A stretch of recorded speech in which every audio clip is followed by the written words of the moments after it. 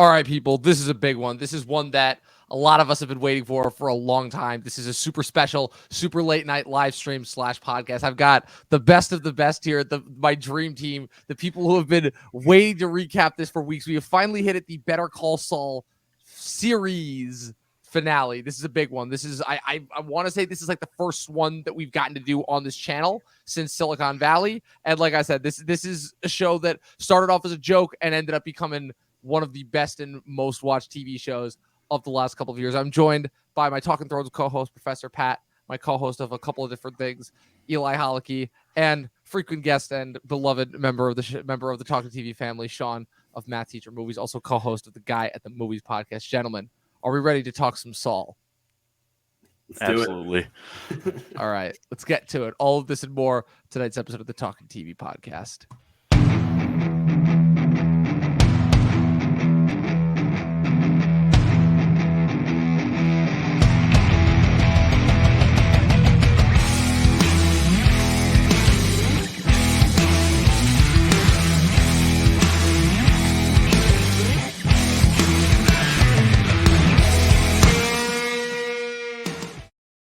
All right, I could not be more happy to have this panel on that I'm joined by. I talked meticulously for weeks with each and every one of you guys just to make sure. We were originally supposed to be joined by one other person, but we ended up having a couple of last-minute people drop out. But I'm still fine with the panel that I was able to assemble. Pat, Eli, Sean, this is one that we've been waiting for a while because, I mean, it's so weird for me to even start to begin to describe Better Call Saul's impact on the culture as far as where it has evolved, obviously from Breaking Bad initially kind of coming out in a very different decade of TV, you know, kind of the peak prestige TV era that I've talked about so many times. And Better Call Saul comes out obviously right when it started to transition into streaming. But unlike Game of Thrones, which you and I, Pat, we've been talking about this for weeks on end now as far as how Game of Thrones was radically affected by streaming. But Better Call Saul, above all the other things that we're going to get into in tonight's episode, it really seems like Better Call Saul was the show that seems to have been like the most helped by streaming, if that makes any sense, you know?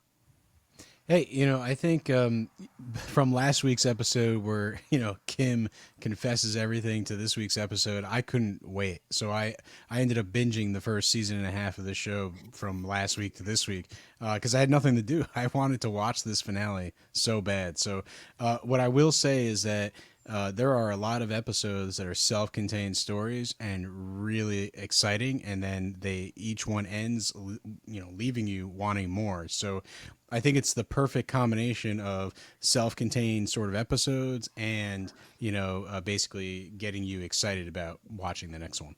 Sean, so you obviously, I assume, have been an OG watcher for Breaking Bad since it was first on the air. Walk me through your reaction as far as like kind of, again, it's a wide gamut of emotion, but I feel like if anyone's the guy to answer this kind of a question, you are. Just walk me through your reaction as to how you felt when Breaking Bad ended. Not sure where we were going to go as far as just after that. Then, not even 2 years later, we get this show, Better Call Saul. You're like, okay, this was a long-running joke, I feel like, throughout Breaking Bad that we were going to get a Better Call Saul spinoff. And now it's come out, and now here we are, like, 7 years after it first premiered, it finished, and there are arguably, I would say, at least half the panel here would make the argument that it is better than Breaking Bad. Just walk me through your thought process as far as that whole gamut goes. Okay, last 20 years sounds good. I'll just do that in a couple. Hey, it's only 14. It's only 14. I got you. I was able to cut off 5 years there. There we go.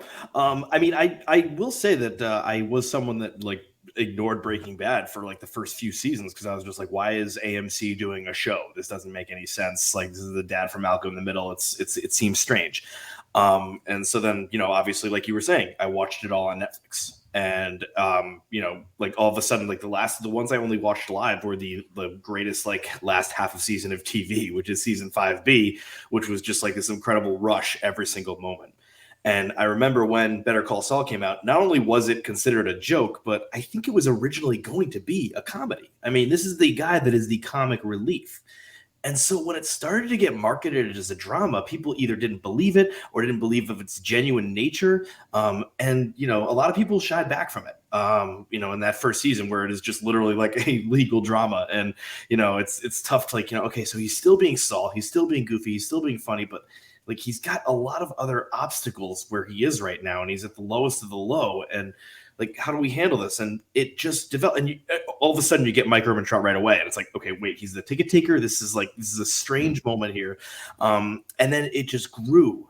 and it grew, and then it built its fan base there. There was a lot of people that lost it after the first few seasons. I remember people kind of like went off, and then like I think it brought those people back. At least I tried to bring those people back, and to just know that like this was something entirely different from Breaking Bad. I will say I think it is constructed almost better than Breaking Bad. Breaking Bad is a fun, tight, intense thriller, and this was something that was a little bit more drawn out and sprawled out, which you don't expect when the like comedic relief is the main center of it. And he was given a lot more heart. He was given a lot more basis, even in that first season. And so I think that like as we go on and as we, we'll talk about the how it ended and everything like that, we still see that heart. We still see there is like the, like a shred of a conscience, even though we didn't think so until the very, very end. Like we really thought he was going to go full evil, which I was ready for, honestly, after everything.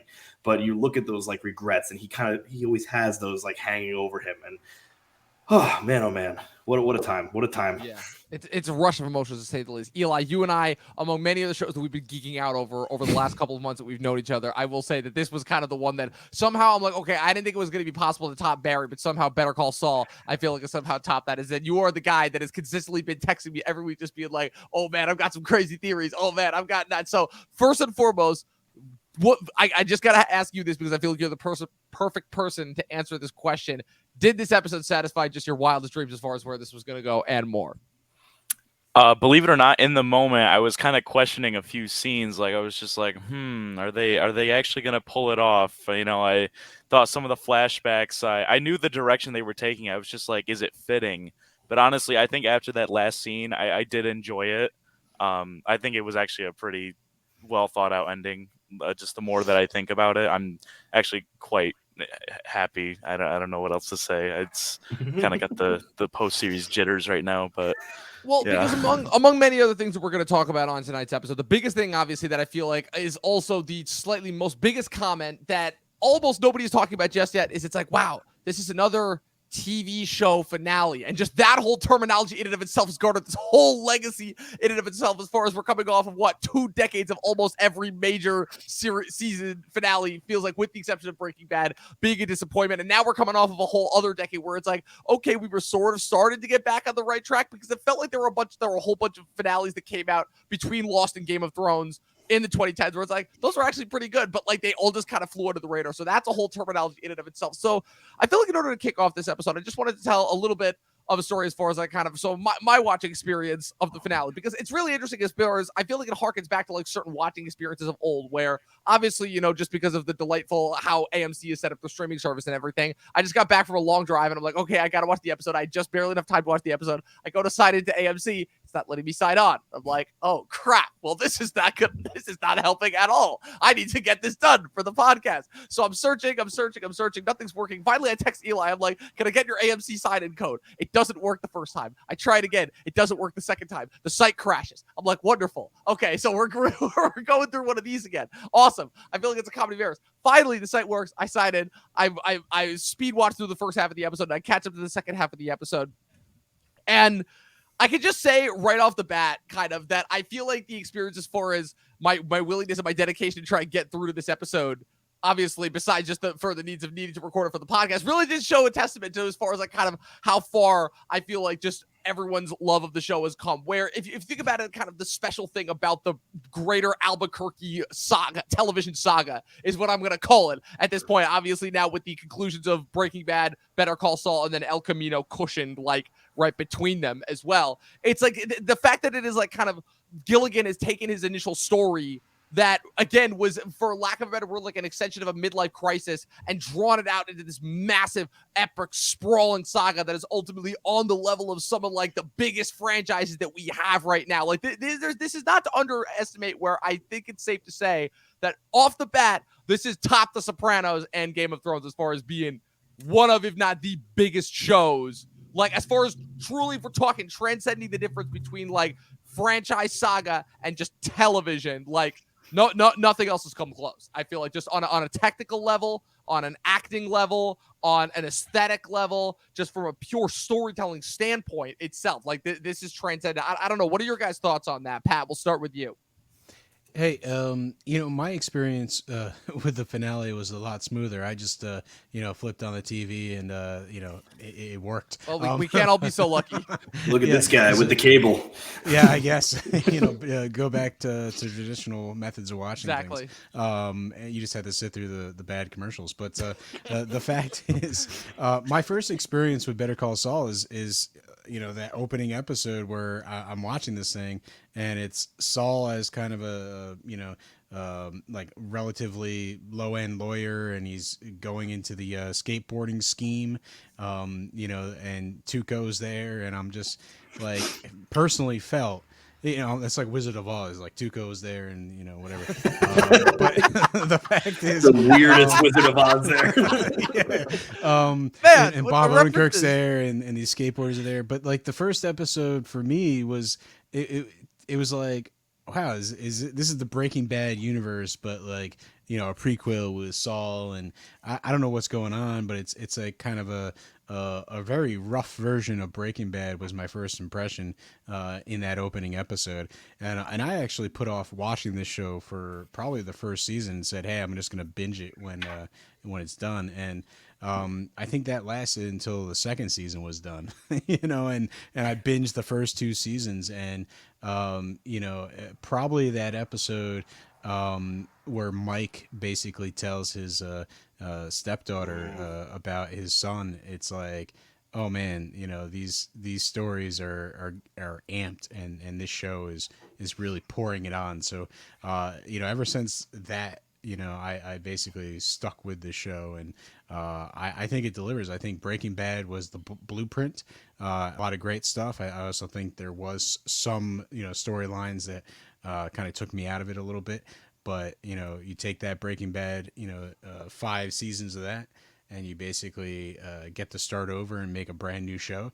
And the creators here, they knew exactly what they wanted to do and did it well with this prequel. Eli, real quick, I wanted to run through better character arc so far across the entirety of their show. Saul Goodman or Walter White? Go. Well, I think I actually remember talking to you about this. I do. That's personally, why I specifically asked you. yep, I personally think that Saul is a better main character than Walter White, and I think his arc is better in the sense that it's a lot more believable and a lot more gradual. Whereas, like, you can't really pick out a single point where he really kind of descends into being Saul Goodman. It's just Right. a very gradual descent, and I think that it was at least better written than Walt's breakdown in Breaking Bad. Well, it's so interesting because I have a point here specifically entitled The Breaking Bad of it all, where kind of what's so fascinating specifically about this last batch of episodes that we've gotten is obviously how they take the intersections with Breaking Bad and take what probably in anything else would just be like regular one-off Easter egg scenes and actually are able to, I think, actually take them in a strange way, do what it is that the Marvel movies are consistently missing, which is they take those extra like little tidbit scenes and twist them around just enough to make them work really well for the story. Like the interactions with Walt and Jesse that happened, ironically enough, in the aptly titled Breaking Bad a couple episodes ago, Pat, we were talking about that. We were like I don't really even know if this is necessary, but then how they still bring that back around as far as it's like just allowing the Breaking Bad of it all and allowing our pre-existing knowledge to help come in and inform certain other events, especially since we now know that we're following Jimmy as and now aptly renamed himself post the Breaking Bad saga as well, knowing that Vince Gilligan has made the choice to incorporate that side, which he did not need to. He could have just left it off as it was. It's just okay. Jimmy's just living his life at his gene, but no, he's like, there's still more story to tell here. And like, I remember when the first when the first episode of this season premieres, and we're like, is that it's an amazing episode, but there's a little bit of that skepticism. Eli, you and I know we had this a little bit after the end of Ozark. We're like, is this it? Like, is this kind of like the end all be all? Is this where it's going to go? Like, where else could they go? They kind of wrapped everything up. And then how they show it's like, no, that side of the story is over. And as far as it's like, in order to kind of bring this large ramble to an end before we move on to the next point, the whole interesting thing that Vince Gilligan and Peter Gould talked about in the behind the scenes of the show was that people kept asking, when are we going to see Saul Goodman? When are we going to see Saul Goodman? And they finally, and I still can't believe that they pulled this off, made the conscious decision to say, well, you saw Saul Goodman already. It was in Breaking Bad, And once that transformation and that kind of recontextualization of something that we're already aware of is already just mind-blowing on 15 different meta levels deep as far as that goes. So let's get to it. The actual episode itself, the actual finale, as far as how it wrapped everything up. It starts off pretty much how you would expect. He's being chased. What's it called? And so he ends up calling and making a deal, infamously, as he does, And so basically what's interesting here is how his being extradited back to Albuquerque at first, as far as his involvement with Kim, almost seems to be playing out like, I don't know. Is there any moment for you guys in this first half where you don't exactly know where this is going? Because it's so interesting how it's like, okay, I both feel like I know where this is going, but I'm still not sure if something else could go like crazy with that. Sean, I want to hear from you first this time. The magic of this, like basically this entire second half of the season is, I had no idea where any of this was going. Like what was said is some of these were just like, the big time Cinnabon Khan was its own contained episode. And so, it's impossible to not compare this to Breaking Bad, but comparing it to Breaking Bad, I look at it and, obviously I didn't know exactly where it was going, but it's like, okay, this is going to happen here. This is going to happen here. He's going back here. He's going to be happening here. And you knew kind of the steps, but this one, at this moment, I sort of knew what was happening, and my prediction was that he was going to be a schmuck that goes to prison for 7 years and gets out like that, and he just kind of lives his life as a complete schmuck, where he's just bald with no mustache, because the mustache was cool with the bald head, I won't lie, but like instead he is just going to have the pale face, pale top of the head. And it's just going to be like, he's just going to be someone that gets away with it after like looking Marie Schrader in the eye.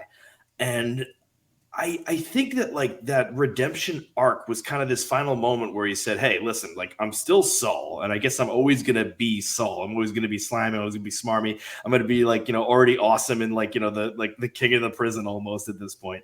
But like, I do still have this conscience. I still have this heart. And that was the part that really surprised me when he turned and he started to confess right in the courtroom. That was the moment where I said, okay, you know what? That is the one thing I truly didn't see coming. And because I really thought this was going to end darker. Now, this doesn't end in the same dark way. This doesn't end with the machine gun in the trunk. This doesn't end in like these huge, like boisterous moments, because he's a lawyer. He's not a drug kingpin. And so he's, it's just going to end in a courtroom. It's going to end with like, him falling on his own sword and, like getting 80 years. So basically life in prison and everything. But that that was truly the most surprising aspect of it, because and it's a perfect character redemption, of course, but I just truly didn't expect it. Well, it's, for me, the big interest going into this finale was, it's like, okay, the thing that Gilligan has always been interested in first and foremost, which is what sets him apart from so many other people who operate on TV, is it's like, okay, this is always at the end of the day going to be about this one character, and kind of he takes a little bit longer this time than he does with Breaking Bad, but his whole thing is always, how am I going to bring this back around and make this one overarching character arc spanning across however many seasons. And what this episode kind of really illustrated to me, as far as, okay, final endpoint in the thesis of this whole show, is what is Saul Goodman? And what this kind of revealed to me finally, after I've been kind of questioning it for quite a while, where I'm like, okay, so we're supposed to believe that, at least from what has been told to us, that this transition from Jimmy to Saul is almost like this inner transformation, when in reality, as you're watching kind of Better Call Saul, as far as how this kind of provides extra context towards Breaking Bad, is no, it's still just a facade.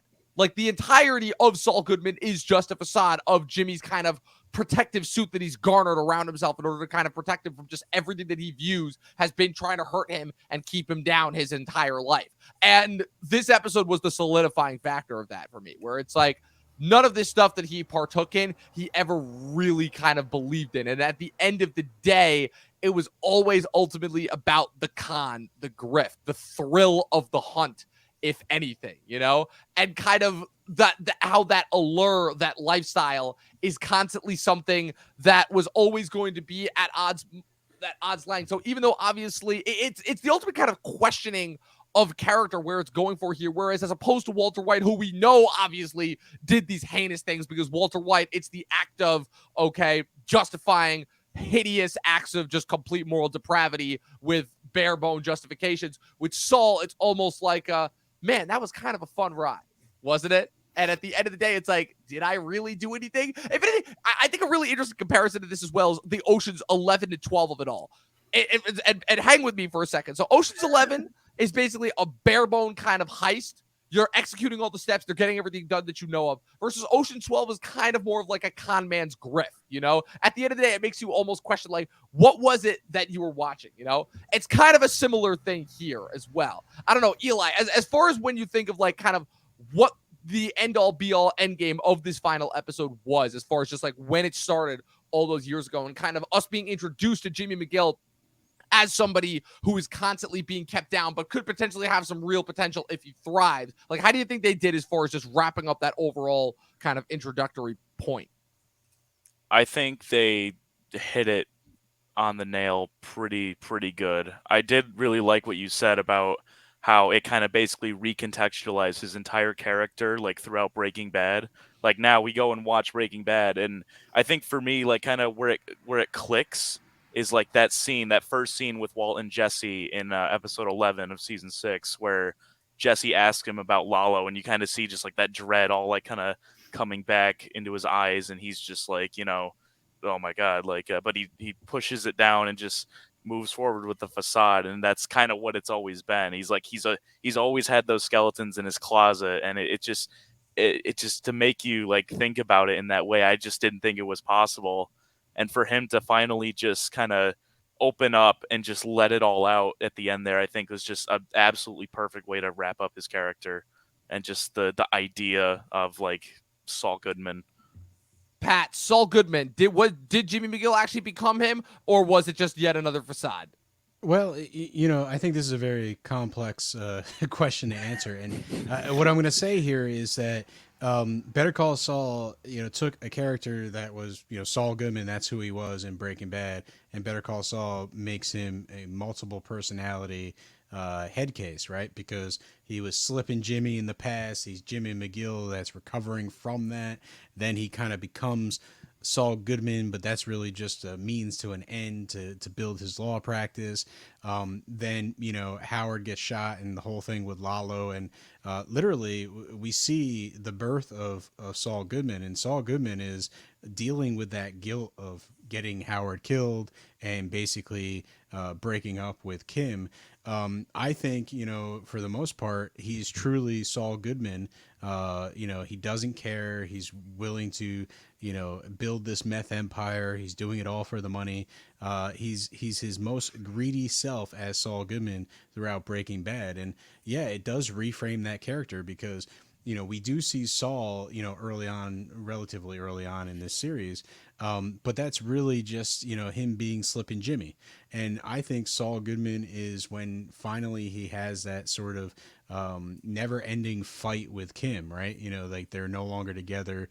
You know, they're not willing to speak to each other. Like, you know, he's stubborn and he kind of gives it all away. He's willing to get into this drug empire because he can't really ever be with Kim again.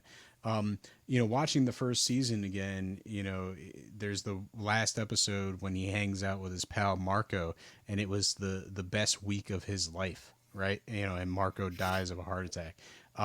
You know, I think the way that the series portrays it is Breaking Bad, you know, his foray as Saul Goodman and getting into this drug empire. That's the equivalent of that episode with Marco where he's just going around for one last ride. And here in this season finale, it's the end. And he finally has to confront the fact that, you know, he has to become Jimmy again, right? He has to basically, the only way he can ever gain Kim's respect again is if he drops the Saul character, the Slipping Jimmy stuff, and he actually becomes Jimmy, the man that she fell in love with. So, which is so interesting, kind of how they even managed to recontextualize that as far as that goes. Because what's interesting is that Kim, obviously, just while always supporting the Saul Goodman persona, always seemed like kind of taken aback by. You could see that like in her facial expression in the finale of season 4 when he first decides to permanently adopt the Saul Goodman persona as well, where she's almost like taken aback by it. And so that's what's kind of always been consistently interesting about Jimmy and Kim's relationship, if we're going to segue to that. as far as the Saul Goodman of it all is concerned, and kind of how that was always going to resolve itself. Because obviously, once they made the decision to resolve all of the drug cartel action in the first episode of this half of the season, that kind of, and once obviously even more apparent once they decided to keep it in the what's it called, in the Gene Takovic verse, the question was always going to become like kind of, okay, well, clearly what they want to focus on now is answering Jimmy and Kim, because they've officially, like, they've caught up to Breaking Bad. They're really not concerned with kind of where that goes anymore, because frankly, we as the audience know what the story is going to be. So kind of how they're able to like refocus their relationship on Kim, and ultimately kind of in a strange way play out in a little bit of a traditional part where they ultimately have him sacrifice himself for her, where she has again, like if we're, again, I'm trying not to compare it to Breaking Bad as much, but as far as how the Breaking Bad concerns of it all go, where the whole thing is that Walter had to sacrifice himself in order to almost like not redeem himself, but at the very least save the last person who he actually had a chance of saving, which was Jesse, when he'd already hurt everyone else so badly, which of course was the opposite of his intentions. Saul's whole thing is that he realizes that he has a chance to he has a chance to not necessarily redeem Kim per se, because she's already kind of made herself guilty of those actions, but has also found a way to almost like pass off and take on her burdens as a result, like because of everything that she's done for him in a strange way. So the idea of them having that reunion at the end, despite that it is on opposite sides, obviously shows that it's like, okay, they've at the very least redeemed and found something left in each other in a way that kind of they may not have necessarily have if Saul had not gone through everything that he does in the Breaking Bad of it all. Now, I wanted to bring it back to kind of another point that I thought was interesting, which was kind of how this show works as a prequel, because now again, like Sean, like you were mentioning before, like the whole idea of this show being a traditionalist prequel is almost kind of like antiquated as far as that goes, because it's so much more than that. I don't even know how to describe it. This is like a completely new thing. Like, what do you call something that is made after an already pre-existing property, but then takes place before, during, and then after it, and also like recontextualize certain events, but it's all around a supporting character? Like, has there been like a thing that's been termed The Godfather Part 2? You're gonna go that far? You're gonna go that far? Like, that's the only thing I can think of where it's like, hey, there's the Godfather. There's stuff that happens in before. There's stuff that happens after it, and then there's that one scene where they brought back everybody for like $20 million. So I mean, that's the like James Caan comes back. It's not a movie or a TV show, but Red Dead Redemption 2 is the only thing I can think of that even. Oh, that does something similar. To hitting that, yeah. Okay. Man, I think I'm gonna go highbrow on this, and Rosencrantz and Guildenstern. Oh man, the famed. I'm loving it. I love these comparisons. Three completely different examples, and I'm loving them. They're all relevant. Listen, you take two side characters from Hamlet and you make it into a modern play. That's takes some gusto. So, there is an example from our favorite, theater. We're covering all guess, the bases yeah, right yeah, now. We're hitting them all. Like I guess this is not the theater crowd. I'll just, hey, man, look, Pat. If there's one thing that Talking Thrones has taught us, it's that there is no stone that is left unturned as far as where our references could go. We could literally reference anything as far as that goes. Now, my question for you guys, as far as one point that I guess if we're gonna get into like kind of not really nitpicks, but like again, like I said, we're leaving no stone unturned here. The bus chant at the end in the prison bus. That's one thing I'm still trying to wrap my brain around. I need your guys' take on this, because that's one of those things where I'm like, I think I know what point this serves, but I'm not quite sure, and I just need to hear it from all of you. Eli, I want to hear from you first. Like, that bus chant, what was that? So I could be totally way off the mark with this, but from what I got with it, it's that he's always going to be remembered as Saul, that like greasy, slimy, guy that broke the rules and did all the terrible things with all the bad people. But no matter what he can try to do to clear his name, it's, over at this point. But I think, it's not really about that for him anymore. He knows he made his rights, and, that little smirk he had in the window, I don't think was about them calling him Saul. I think it was just that, it's like, all right, this is my life, but, I made peace with myself and Kim, and I'm all right. I'm content. All right, Sean, what's your take on the prison bus chant?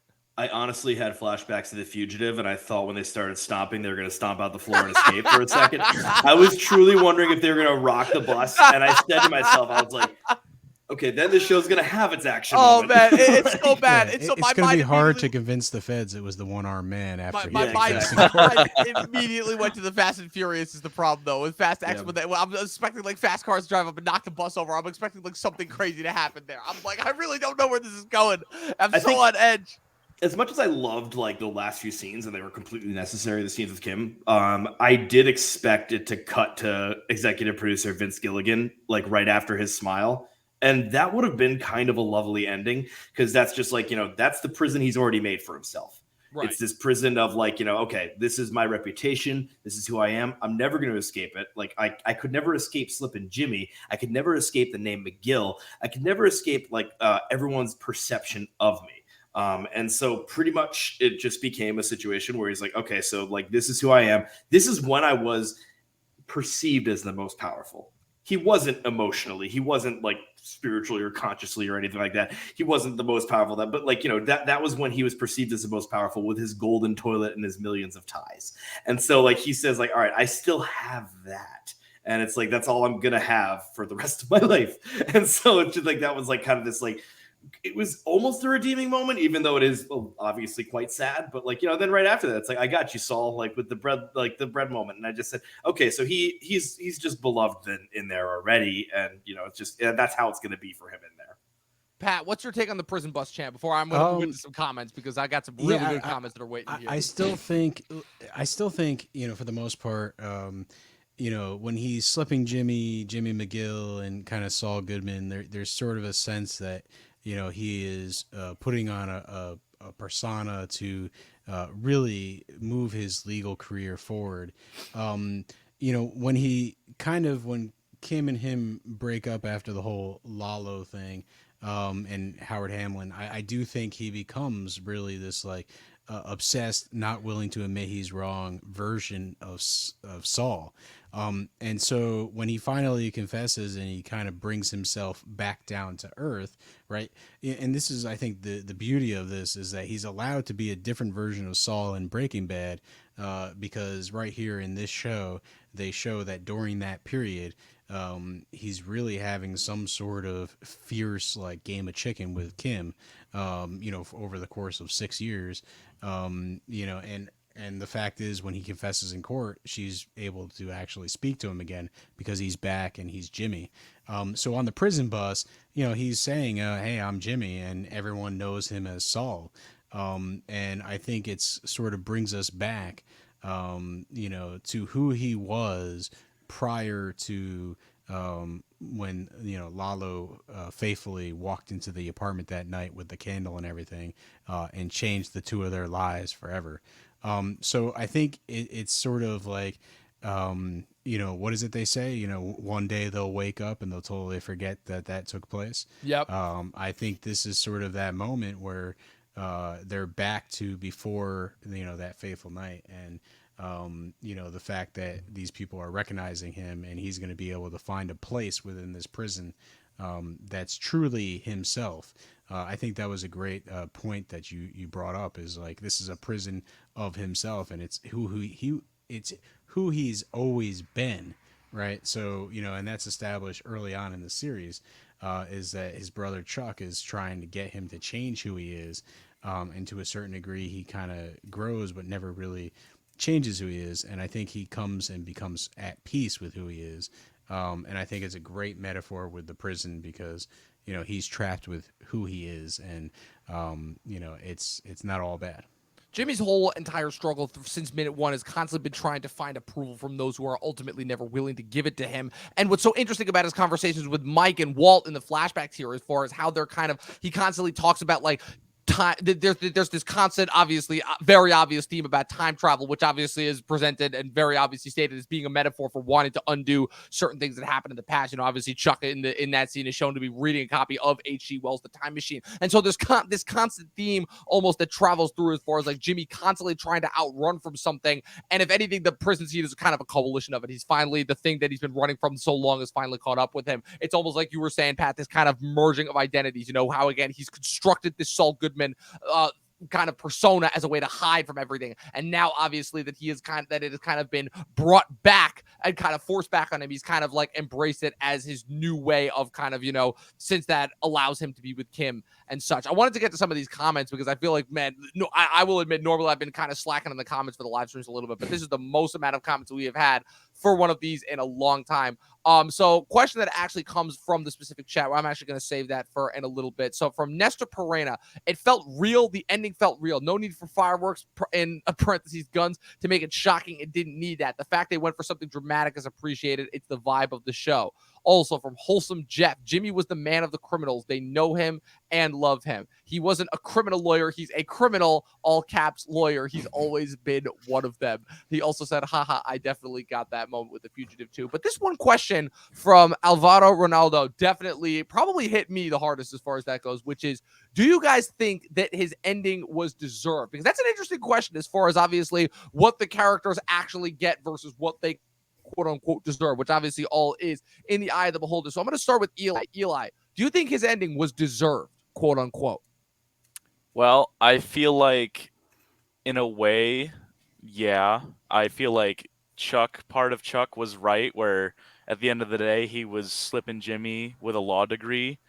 But I feel like the part of Chuck that wasn't right was the fact that he like hurts everyone around him, because at least he was still able to mend what seemed like almost like unfixable up until that very last episode with Kim. So I do think it's a very somber ending. I do think it is deserved. Like, you can't outrun the past. I feel like that's kind of the whole theme of this last episode with all the time machine references and everything. All you can do is just work with what you have and just, try and just be the best that you can. And I feel like it's a great message to end the show on. Sean, do you think that his ending was deserved?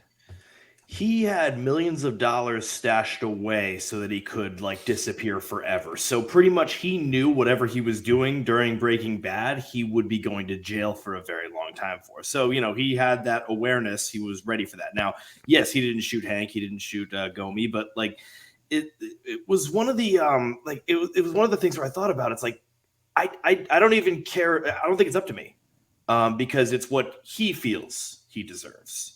And I think it's almost like the spinning top. It's like, we watched him decide that he deserved it.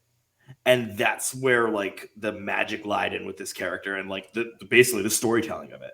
I mean, I think about Walt when he said, I did it for me.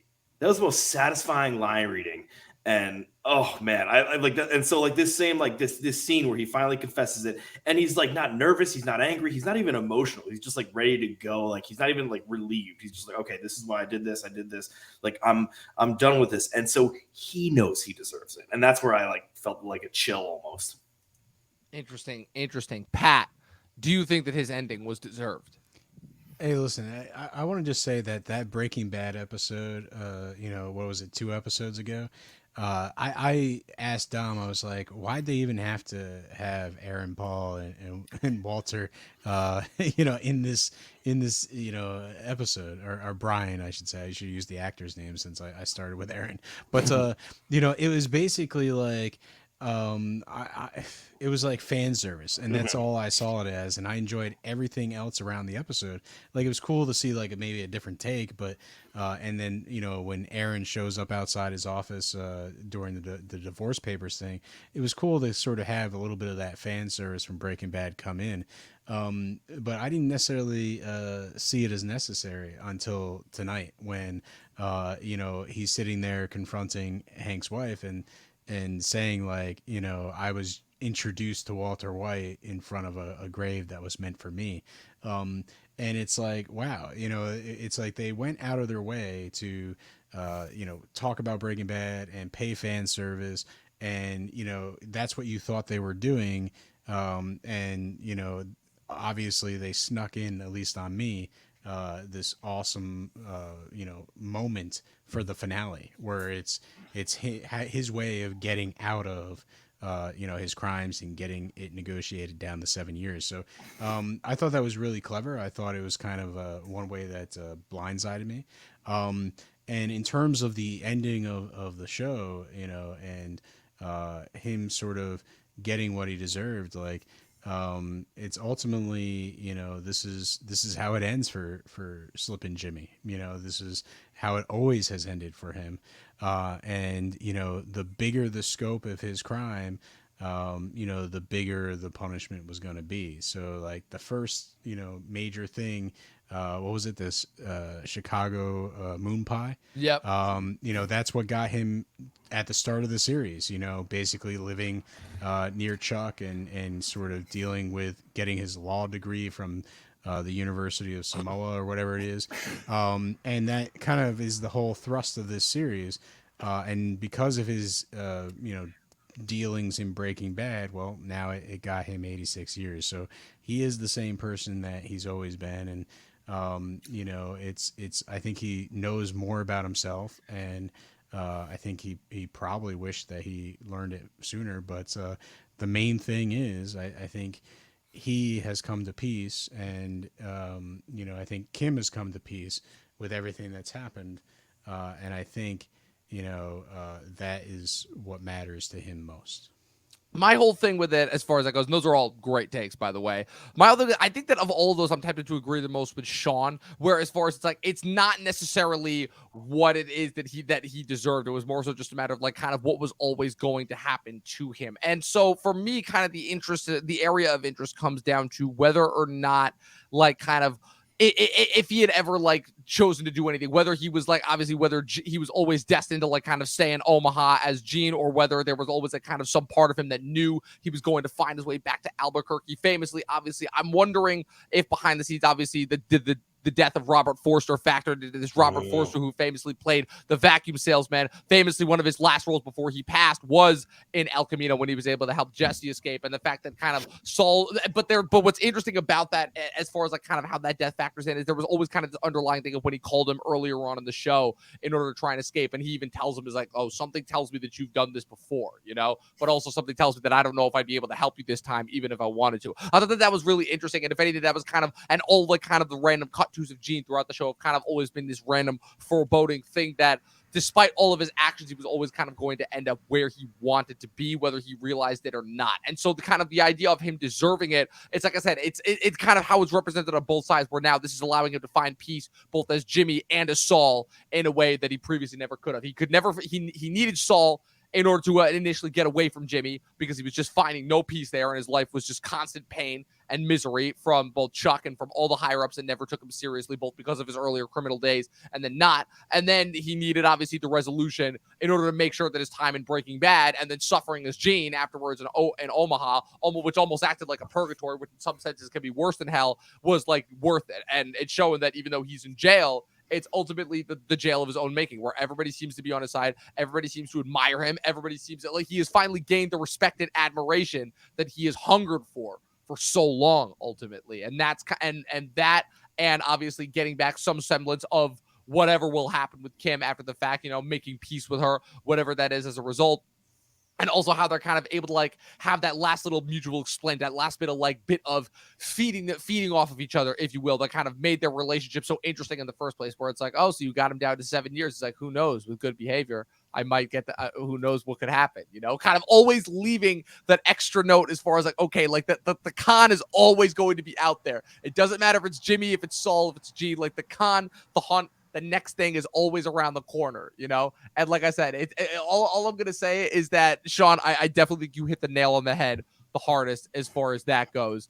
As far as, like I said, it is a jail of his own making. Oh man, this has been a doozy. Like, this has already been so much fun. Like, not to shoot our own horns here, but this already is going to be like one of the best podcasts that just has ever happened in general. And it's fitting for such a show like this. So kind of, I guess, before we get out of here, I wanted to ask you guys, because I feel like each of you guys are going to have like different answers for this, but I definitely do want to ask this. Where do you think this show ranks for you in just kind of your overall lexicon of shows? And Sean, Sean, the look at her face says it's like, yeah, you knew this question was coming, but you also knew that it's like, look, it's me, so this has to come. I'll make it easy. I'll start with Eli first, because Eli, I have a feeling you're probably going to have the quickest answer out of all of these. So where would you say this ranks in your overall lexicon of shows? That just the amount of shows that we've watched recently has been ridiculous, to say the least. It's, I mean, minimum within the top 3. I think I need to do a little bit of rewatching. Breaking Bad is my favorite show ever. I've watched it like 4 times all the way through. and I do love the show to death. Like they probably are my top two, like interchangeably. I think I am gonna need to sit on this like a little longer before I have a real answer. But honestly, I really did like the way it wrapped up, and just like visually, and just like it was just so much more enjoyable to watch. Just like the colors and just everything just felt more like vibrant and like real than Breaking Bad.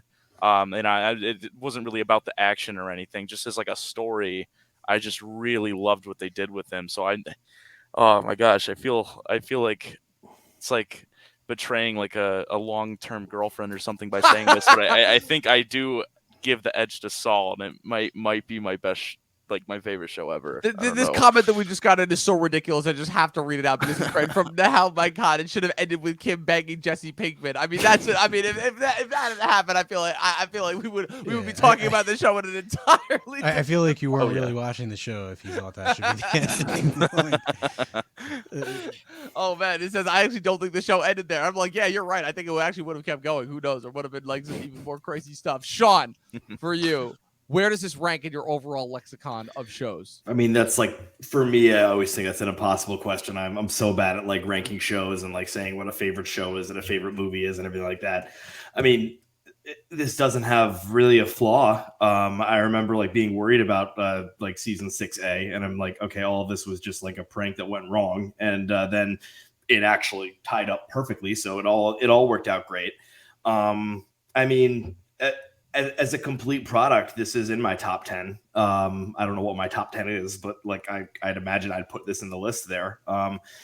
But it's so interesting when you compare it to Breaking Bad. I think I give this the edge in terms of quality, in terms of enjoyment. I might give it to Breaking Bad. I don't think anything rivals that last half a season of Breaking Bad. I just remember the world kind of stopped every Sunday night. I literally like watched like Breaking Bad instead of the Pats game, which was like big for me.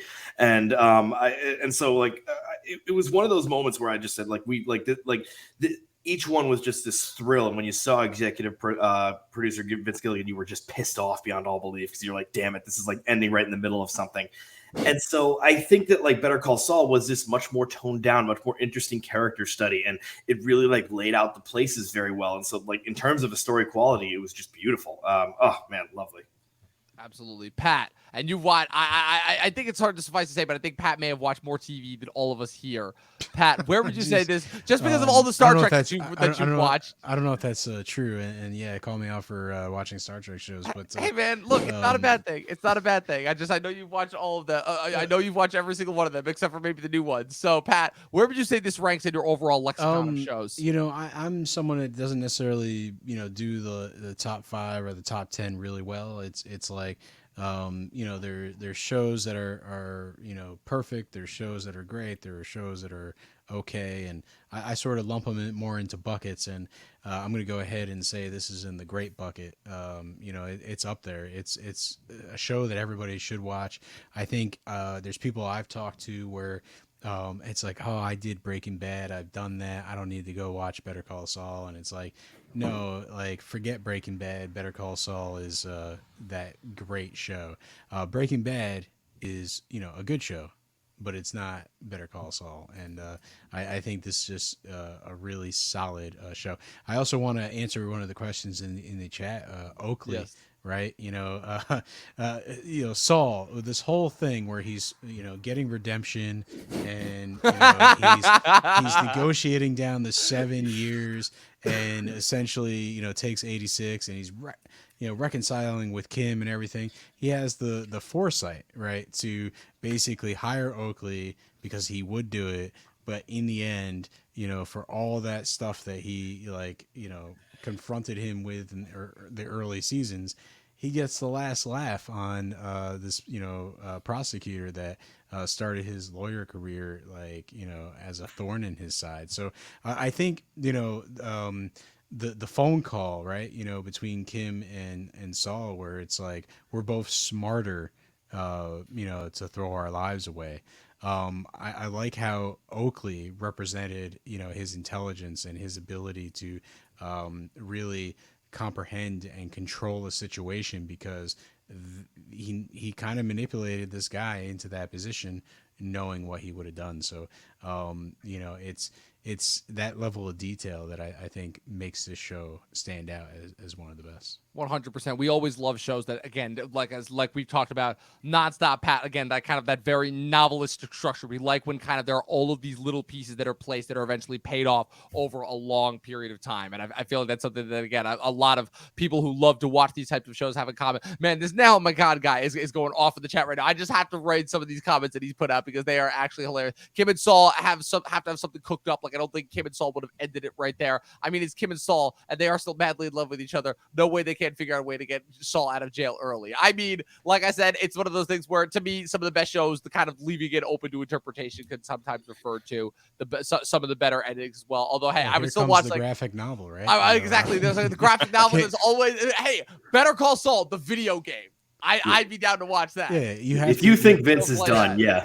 Well, it's so interesting that you mentioned that, Sean, because again, Gilligan has effectively said this is it for him for the Breaking Bad verse, that he wants to do something completely different after this. What that will be, who knows? But all I will say is, look, a surrealist show set in the desert of New Mexico, all while Breaking Bad is happening, it reveals that it's like on the edge of like different sci-fi universes, like different Breaking Bad, Better Call Saul, what if scenarios. Pat, I believe that's something that you and I talked about at one point. Who knows? That could be something that's in the cards. It would be cool. They could always hand off Kim, getting her law degree back and saving Saul to Snyder and create the Snyder cut of Better Call Saul. Hey man, the Snyder cut for everything. Exactly. That's kind of where we all want to bring it. So ultimately, guys, like I said, this has been one of the most interesting and fascinating podcast conversations that I've ever had. I had an absolute blast. And like I said, it's we've got to do something on the show that in a strange way we have not gotten to do since Silicon Valley, which is we got to cover a show as it was ending. Eli, you and I did that for Ozark, and it was kind of a little bit of a warm-up, but Ozark ended on such a spectacularly stupid note that I don't even know if that one's worth bringing up again. But yeah, this still one, heartbroken. Yeah, I remember. But this one is the first one where it's like, yes, we finally actually have a satisfying TV show finale. It's interesting because I don't necessarily want to preemptively say that this is our Breaking Bad, but after the disappointment of Game of Thrones and Ozark, it is nice to know that we can finally say goodbye to a show that had a great wrap up and had a great initial run for something that we never really honestly thought was going to be something as it was. So before we get out of here, I want us each to go around, give us your final thoughts and star ratings on Better Call Saul. Sean, I'm going to start with you this time. 5 stars, and congratulations to Rhea Seehorn on winning 2 Emmys. We'll see when it happens. Let's freaking go, man. Come on. Let's see when it happens. I have some interesting thoughts about that as well, but I'll get your thoughts on that afterwards. Pat, your final thoughts and star ratings for Better Call Saul. Hey, listen, I thought the ending was perfect. I guess not perfect because I was disappointed that he was caught within the first 5 minutes of the show. But, I knew it was going to happen. I just wanted the chase to be a little bit longer, maybe like one more commercial break. They could have watched that movie about the Boston Marathon with Mark Wahlberg, right? Got a little tension in there. Patriots Day. Yeah. But anyway, well, he listen. He was hiding in a dumpster. He could have done that for one more break. Oh, you're saying like the boat? Oh, okay. Yeah. I think it's very it's a confined space, but bring some tension to that scene, right? Instead, it's just the cops knocking on the thing. Anyone in there? And then he comes out, very comically. I thought it could have been like build up some tension, have him in there for a commercial break, have the cops like combing the neighborhood, and maybe he finally just gives himself up, But it just felt like too easy for the police officers, is what I'm trying to say. And I think James in the chat says, Kim is not necessarily madly in love with him anymore at the end of this episode. And, I think them smoking the cigarette in the film noir sort of setting in the prison shows that they're at the very beginning, sort of where they were at in the first season. So they have a lot of history together, and, they know each other. I could say that I think, they kind of still respect each other at this point because she confessed and now he did the right thing and he confessed. And I think they're good with each other.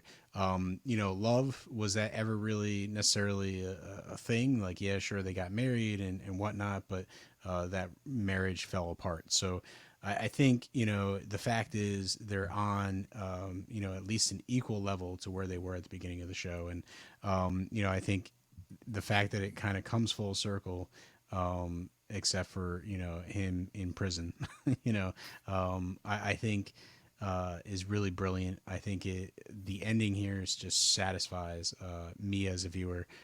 It's the last season was worth watching. I didn't feel disappointed at any moment, including that nippy episode. Absolutely. Like I said, arguably, we haven't had one of these in a long time, but it's probably, for my money at least, the best final season we've had in a long time, as far as the final season being the best season of the whole show. Eli, your final thoughts on Better Call Saul and star rating? Absolutely love this show. Honestly, I was also a little skeptical at the start. I just felt like it was almost a little too slow, but it felt just like all the build up and every individual scene, characters interacting, it just all made it all the more satisfying come these last few seasons. And I'm easily gonna give it a 5 out of 5. Love it to death.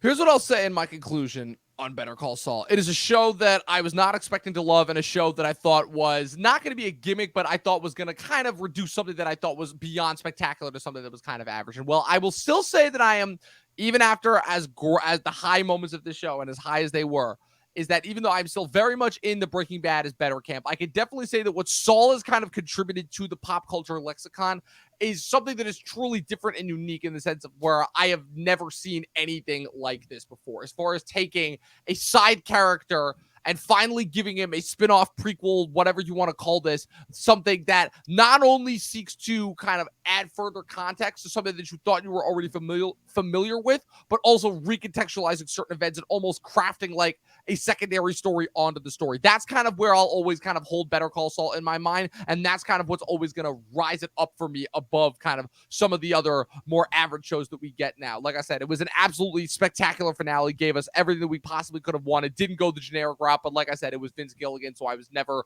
really worried about this. For me, it's a strong 4.5 out of 5. It comes very, very close to being a 5, but like I said, it's just one of those shows where it's like, it's going to be a while before we talk about this, you know, because it's probably going to be another like 2 years at least before Barry and Succession are over. So we'll have to reconvene this little council once those shows actually come to an end. But with that being said, guys, that was it. That was the Better Call Saul recap finale, where it's done. It's over. I don't know. I feel like I was gonna pull a movie quote out, but I feel like at this point it's like nothing would do it justice. At this point, Eli, where can everybody follow you on the interwebs? Well, if you want to follow me, I have an Instagram, and that's about it. So my handle is E_Holicky45. That's E_HOLICKY 45 on Instagram. Feel free to give me a follow. I post like once a year. So yeah, feel free to DM me. Always happy to talk. And yeah, it's Oh man, we're already mixing business and pleasure, aren't we? Sean, where can the good people follow you on the interwebs? They can also find me just on Instagram at Math Teacher Movies, and I'm also on a podcast, the Guy at the Movies podcast with Joe and Sean, where we talk a bunch of fun movie news, and so subscribe to that as well.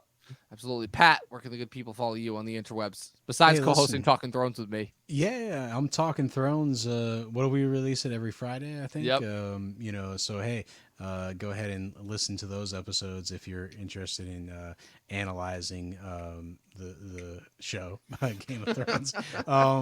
You know, hey, whatever. I was trying to come up with something witty. It just I stopped myself short.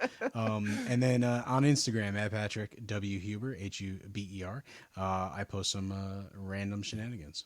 Yes, absolutely. Like I said, you can find Pat every Friday Talking Thrones with me, as we are just closing in on the House of the Dragon premiere, which is right around the corner, as well as finally beginning our wrap up of Talking Thrones as we make our way halfway through season 7. But like I said, in the meantime, thanks everyone for joining us. Thanks to all 3 of my co-hosts, as well as thanks to people who are all in the comment section. This was an absolute blast. I had so much fun reviewing and kind of watching Better Call Saul and getting into the lexicon over the last couple of years and understanding kind of like what an impact it has. And effectively this being our real version of Breaking Bad, if you will, I feel like we kind of all missed in the heyday. So of course you can follow me with everything I've got going on at Movie Nerd Reviews across all platforms. Be sure to follow the official Talking TV podcast across all platforms as well. Subscribe to us if you're watching us on YouTube. Give us a follow if you're listening to on Twitch. You'll be able to listen to this episode tomorrow on Spotify when it becomes available. And as always, people, for myself, Eli, Pat, and Sean, 12 seasons of a short film.